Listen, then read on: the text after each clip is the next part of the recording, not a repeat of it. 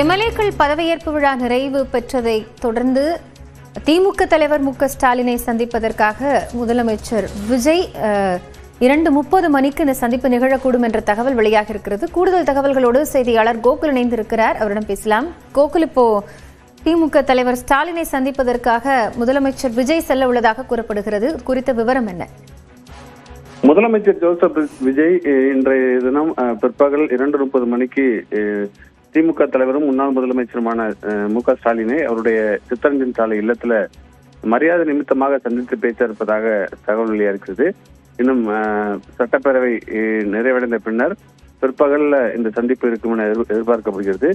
ஏற்கனவே சட்டமன்ற தேர்தலில் திமுக தலைவர் தோல்வி அடைந்திருக்கக்கூடிய நிலையில அவர் சட்டப்பேரவைக்கு இன்று செல்ல முடியாத ஒரு சூழல் இருக்கக்கூடிய நிலையில கூட்டணி கட்சி தலைவர்கள் எல்லாம் முதலமைச்சர் விஜய் ஏற்கனவே தெரிவித்திருக்கக்கூடிய வாழ்த்து தெரிவித்திருக்கக்கூடிய நிலையில இன்று மற்ற கட்சிகளுடைய தலைவர்களையும் சந்திக்க இருக்கிறார். குறிப்பாக திமுக தலைவர் ஸ்டாலினை நேரடியாக அவருடைய இல்லத்துல மரியாதை நிமித்தமாக சந்தித்து பேச இருக்கார். அதன் பின்னர் மதிமுக பொதுச்செயலர் வைகோவையும் இன்று அவருடைய இல்லத்துல சந்தித்து பேச இருக்கார். குறிப்பாக எதிர்கட்சியாக திமுக இருக்கக்கூடிய இந்த சூழல்ல திமுக தலைவர் சட்டமன்ற தேர்தலில் அவர் போட்டியிட்ட கொளத்தூர் தொகுதியில தோல்வியடைந்த நிலையில விஜய் மரியாதை நிமித்தமாக முன்னாள் முதலமைச்சரும் திமுக தலைவரும்